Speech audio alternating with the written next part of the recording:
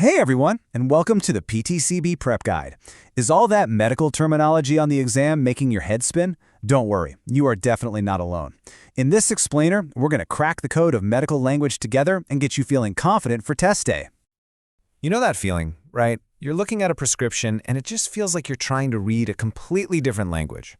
It can be super overwhelming, especially when you're starting out. But here's the secret. It's not a new language. It's really just a code.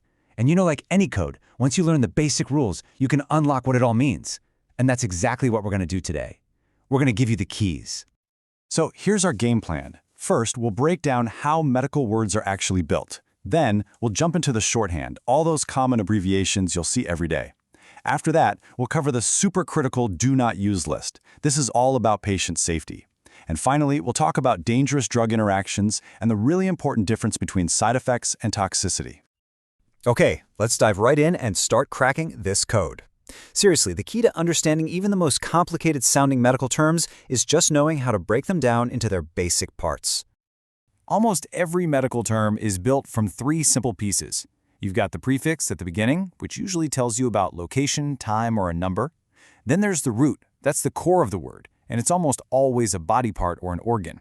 And finally, you have the suffix at the end, which tells you about a procedure, a condition, or a disease. Let's see how these pieces fit together. Okay, so the prefix hyper means high or excessive.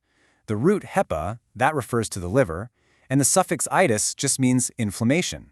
So when you see a word like hepatitis, you can immediately decode it, inflammation of the liver. See? It's just a puzzle. Once you know what the pieces mean, you can solve any word. And this is a perfect example. Let's use that same logic right here. You see the word cardiology. You spot that root, cardi, that means heart. Then you see the suffix ology, which means the study of. Put them together, and what do you get? The study of the heart. See how that system works? Once you know the code, it all becomes clear. All right, so now that you've got the building blocks of medical words down, let's move on to the shorthand of the pharmacy, all those common abbreviations. You have to know these to read and understand prescriptions quickly and, more importantly, accurately. Okay, this slide is pure gold. Not just for the PTCB exam, but for your day-to-day work.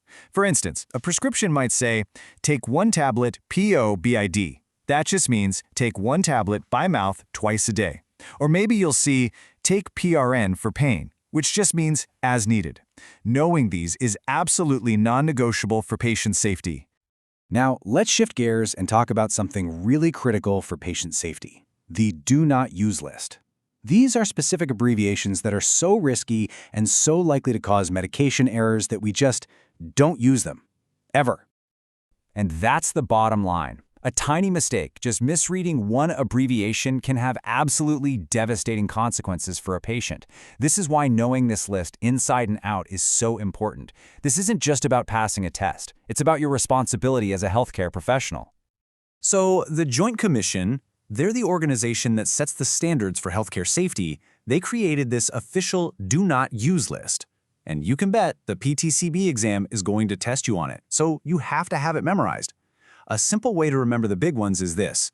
U and Q can be unusually questionable, so always write them out. And have zero tolerance for decimal errors. Okay, here's a classic example. Never ever use a U for unit. A handwritten U can look exactly like a 0 or a 4. Just imagine a patient getting 40 units of insulin instead of 4. That is a life-threatening overdose, all because of one little letter. Always, always write out the full word, unit. Here's another one that causes a ton of errors, using QD for daily and QOD for every other day. It's just so easy to confuse them, right? And that can lead to a patient getting either double the medication they need or only half. To be safe, you always have to write out daily or every other day. Now for those decimal errors. A trailing 0, like in 5.0 milligrams, is just a recipe for disaster. If that decimal point gets missed, or maybe the copy is a little fuzzy, that dose can easily be misread as 50 milligrams. That's a 10-fold overdose. The rule is simple. Never use a 0 after the decimal point for whole numbers. And the opposite is just as dangerous. A naked decimal, like 0.5 milligrams, is a huge risk. If that tiny little dot is overlooked, the dose can be misread as 5 milligrams. Again, a 10-fold error. So always use a leading 0 for any dose that's less than 1. It makes that decimal point impossible to miss. So we've covered the dangers of making mistakes when writing things down. Now let's talk about the dangers that happen on a chemical level. A huge part of your job as a pharmacy technician is knowing how different medications can interact with each other, and even with the food we eat.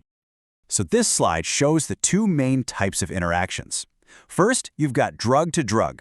A classic example is warfarin and aspirin. They're both blood thinners, so if you take them together, you can cause some really serious bleeding. Then there's drug to food. For instance, grapefruit juice can actually block the enzymes that break down certain statins, which can cause drug levels in the body to become dangerously high. And even something as harmless as milk can stop some antibiotics from being absorbed, basically making them useless. All right, for our last section, we're going to clear up something that trips a lot of people up: the difference between adverse effects and toxicity. Knowing this distinction is absolutely key for talking to patients and spotting potential problems before they get serious. Here's the key difference.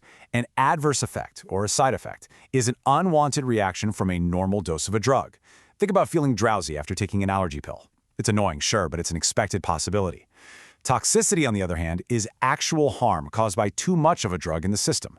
This isn't just a side effect, it's a full-blown medical emergency, like liver damage from an acetaminophen overdose. Okay, let's do a quick-fire review of the most important takeaways. First, you can decode any medical term by breaking it into its prefix, root, and suffix. Second, you absolutely must memorize the Joint Commission's Do Not Use list. Third, always be on the lookout for those drug-drug and drug-food interactions. And finally, make sure you know the critical difference between an adverse effect and dangerous toxicity. Wow, you just absorbed a ton of high-yield info for the PTCB exam. These concepts we just walked through are truly the foundation for being a great pharmacy technician. So, what do you think? Are you ready to put that new knowledge to the test? Make sure you check out the description below. We've got practice questions and flashcards to help you master all these topics. And hey, if this explainer was helpful for you, do us a favor and hit that like button and subscribe for more PTCB prep guides. Now go out there and crack that code.